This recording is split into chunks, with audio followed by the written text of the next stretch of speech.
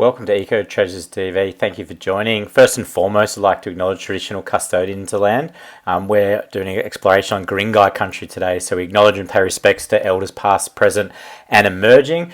So enjoy the episode. It's the start of hopefully many. So yeah, enjoy and have fun. Bye-bye.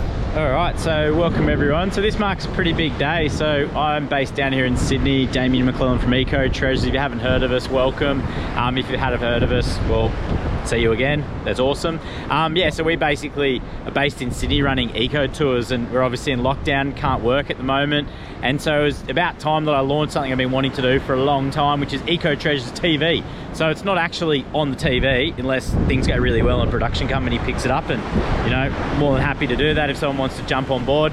I got a bit to go, but yeah, chuck it on the social media channels, all that kind of stuff. So today, the first episode, I'm just out on a rock platform on our coastline. So we've got the beautiful cliffs, sandstone cliffs with some shale layers within it, and we're out here on the actual rock platform. So rock platforms are an amazing biodiverse environment that play a critical role in the marine ecosystem. So the ecosystem is a series of habitats that are connected together, and one really important thing is us as humans making sure that we provide a clean habitat for ourselves and also for the wildlife that surround it. So Sydney has improved from what it was many years ago with lots of sewage outflow, and we do have quite a healthy coastal environment, but still a long way to go with trying to keep improving how we manage our waste, how we manage our impact, and how everyone can kind of chip in to do their best to improve that. But yeah, so out here we're on the rock platform today, and you can see we've got pretty small swell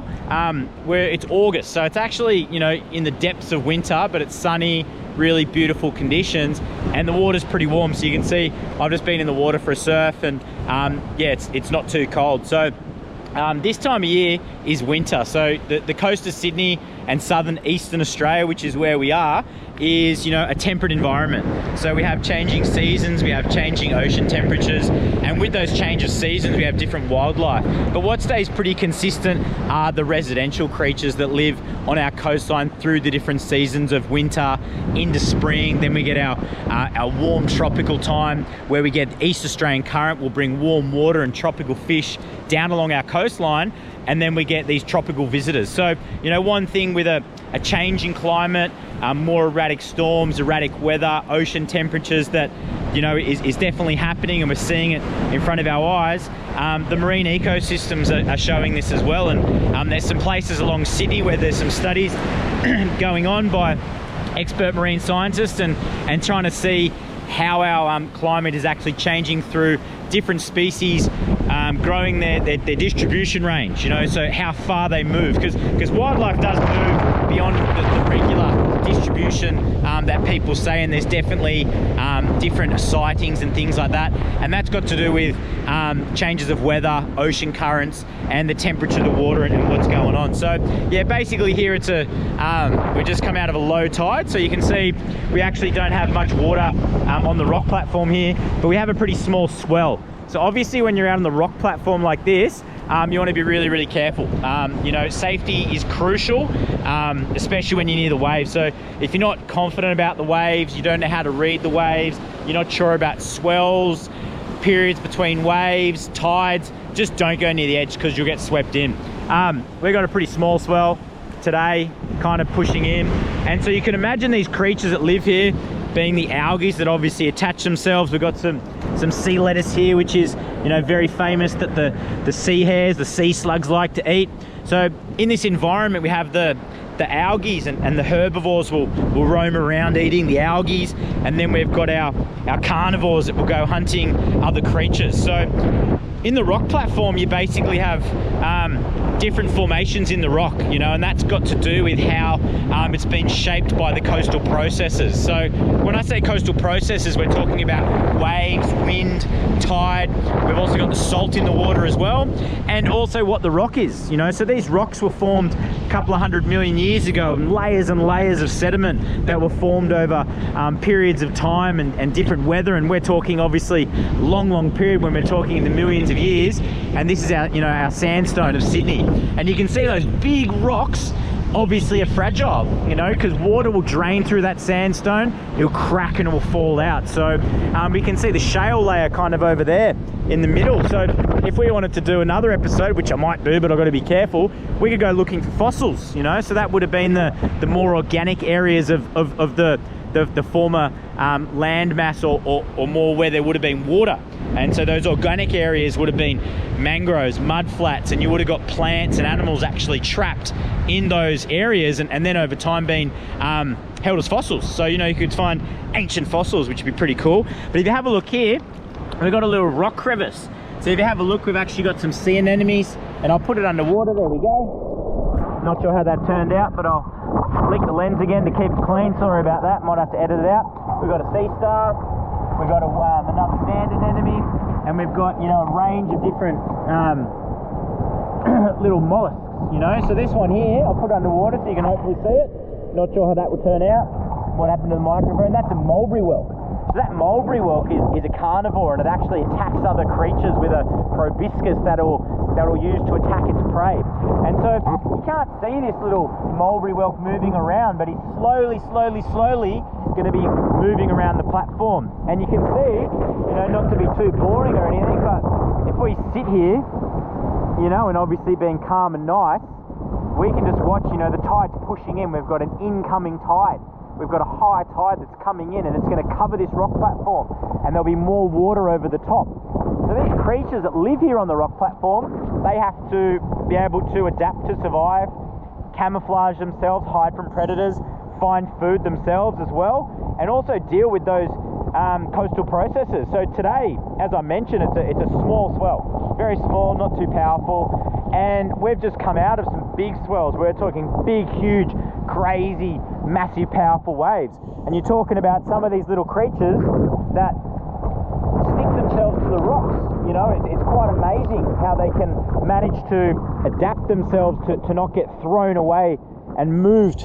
And if they do, they can survive and deal with that change in the environment. Another algae that's pretty famous, this is the Neptune's necklace. So you can see we've got a little, looks like a little zebra tronket, I think it is, having a little snack there, eating the Neptune's necklace. Does that look like a little sea hare, I think? Hard to see, obviously practicing not touching or disturbing, which we won't do. And so obviously I'm walking along here, I'm just trying to do my best to be as careful as possible.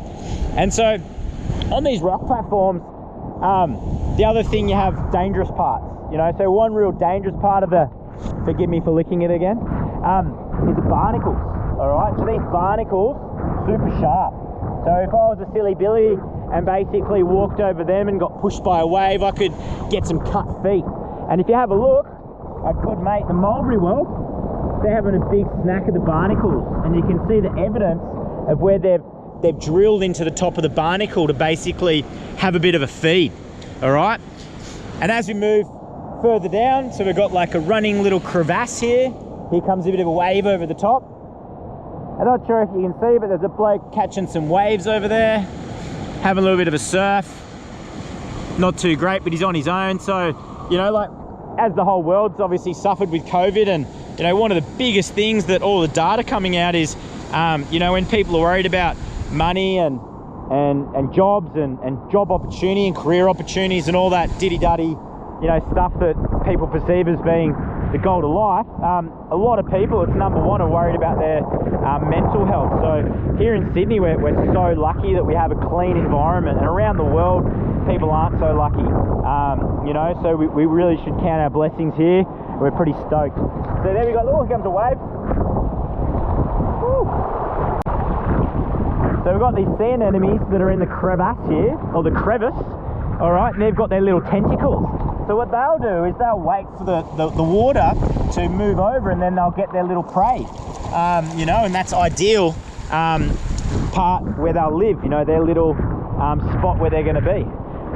And as we keep moving back this way, you can see we've got a big rock right in the middle there, and it's obviously come down off that big cliff. And so where we're talking about, you know, if you're not from Sydney, or you're from overseas, or, you know, you're from a landlocked area, who knows, you could be from Mongolia or something, and you want to watch us on YouTube and you know, gives you a bit of entertainment. We're looking at waves that can move, you know, literally tons and tons. They can crack these rocks, and it's a coastline that's continuing to be shaped all the time. So we'll continue on here, have a bit of a look along the rock platform. Obviously, I keep my eye on the waves. Might walk out a little bit. I could jump in. I got my snorkel, and there's a little blue groper that lives off the rocks out here. So, you know, with this tidal changes and the high tide coming in, that's when the fish will start to come and hunt. You know, so fish eat mollusks, you know, shell creatures. They have different adaptations to be able to bite and chew and get those hard creatures off the rock for their food. Okay, the little fish you went past.